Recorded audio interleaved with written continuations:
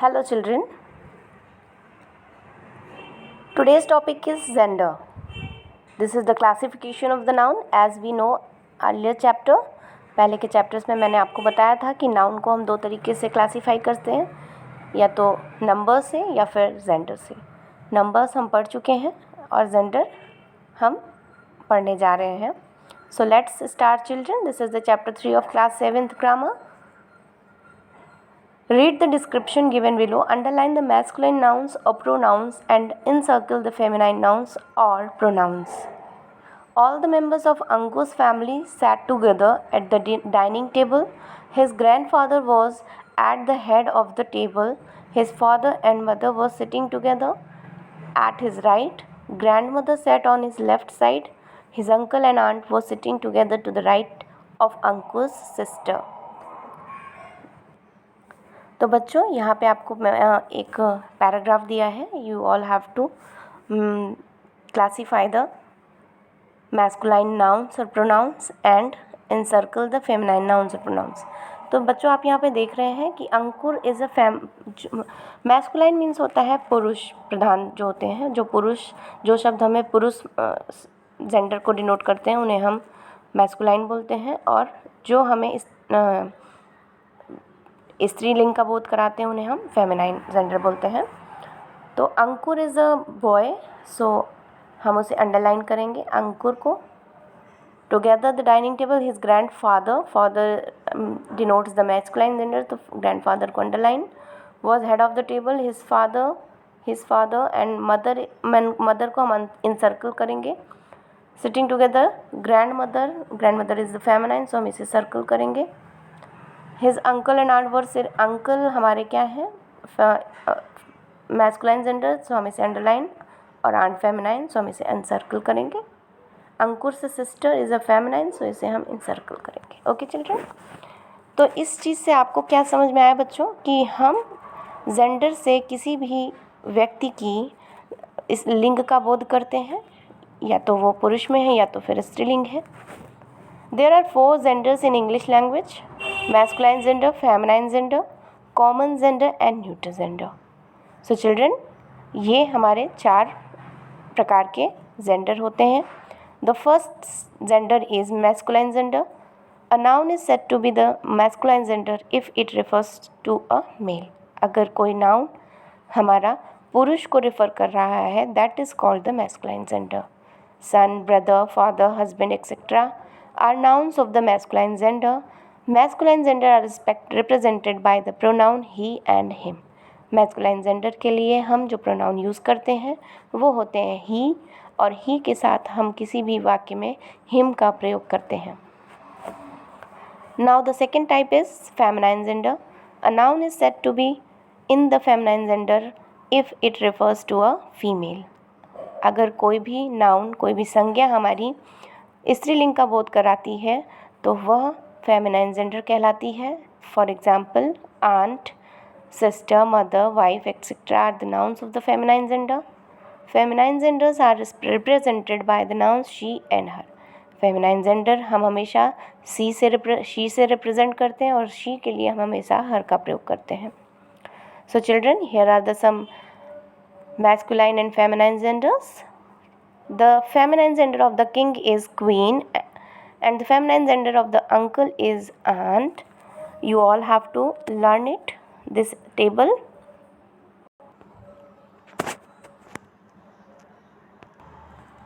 The second point is genders are changed by adding ESS at the end of the noun. किसी भी noun के आगे हम ESS का सफिक्स ऐड करते हैं अगर, तो हमारा वह जेंडर चेंज हो जाता है। फॉर एग्ज़ाम्पल, प्रिंस मैस्कुलाइन में है और अगर हमें प्रिंस को कन्वर्ट करना है फेमिनाइन में तो हम इसके आगे ESS लगाएंगे। इससे वह प्रिंस मैस्कुलाइन जेंडर चेंज होगा प्रिंसेस में। As like so many examples are here children, you can read it.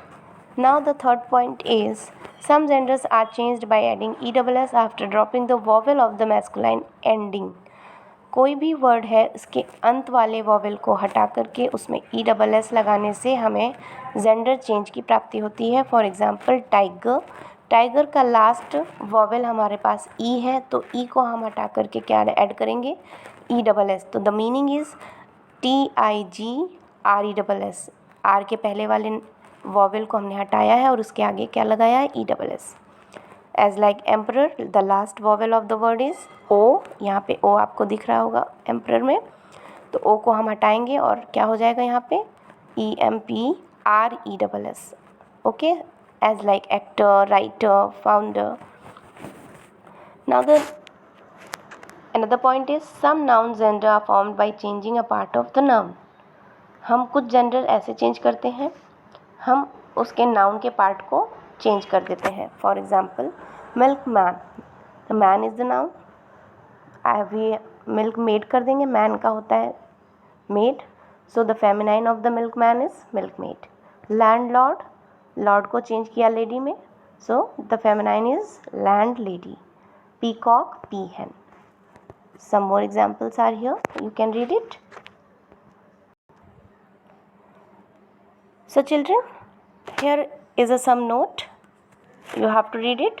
Sometimes lifeless objects are treated as make a male or female, for example sun, moon, etc.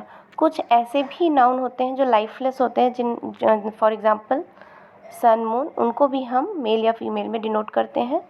The moon in her silver robe wandered across the night sky. So यहाँ पे हम moon को हर यानी feminine में denote करेंगे। Let's start exercise A. Rewrite the following sentences after changing gender of the noun. यहाँ पर आपको जो सेंटेंस नीचे लिखे हुए हैं उनके जेंडर को चेंज करके आपको सेंटेंस दोबारा लिखना है सही करके। तो the duke wanted to learn painting from the master, तो यहाँ पर ड्यूक का जेंडर हम चेंज करेंगे। ड्यूक का जेंडर चेंज करते हैं डचेस में, तो the duchess wanted to the learn painting from the master का हम चेंज करेंगे, क्या आएगा, mistress. Okay children, here are the exercises. Exercise 1, exercise B, write the opposite gender and gender of the following nouns। यहाँ पे जो भी words noun दिए हुए हैं उनके opposite gender लिखना है और उसका main gender भी लिखना है। Now the third gender is common gender। These both exercise children you have to do in your notebook। The third gender is common gender। The third gender is common gender। A noun is said to be common gender if it refers to either a male or female।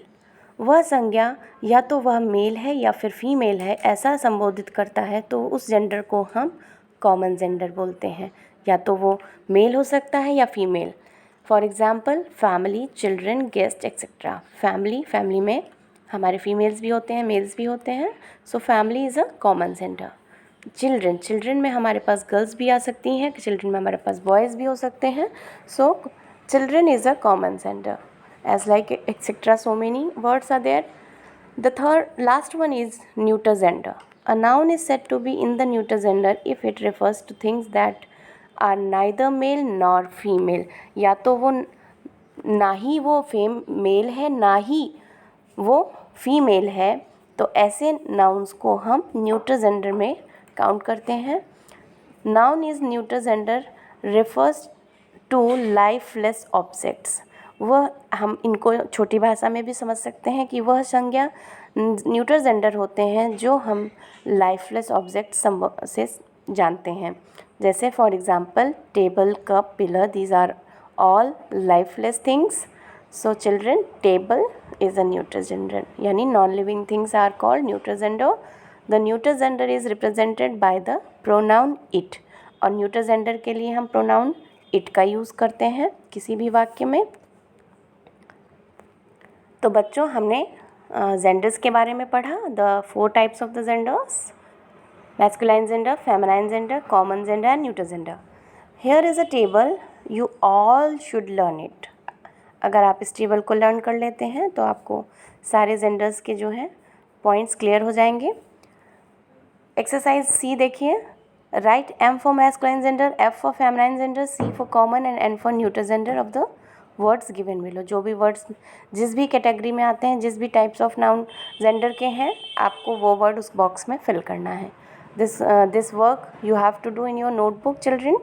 Exercise D, fill in the blanks using correct form of the brackets. जो भी यहाँ पे brackets में words दिए हुए हैं उसमें से सही वर्ड्स आपको इस सेंटेंस के अकॉर्डिंग, इस सेंटेंस में जो भी आपके पास जेंडर है, जेंडर को पहचान करके यहाँ से सही शब्दों का यूज़ करके आपको यहाँ पे फिलअप में फिल करना है। ठीक है children? Okay, so this is the chapter you all have to do. All the exercises should be done in your notebook. Okay children, have a nice day. Goodbye.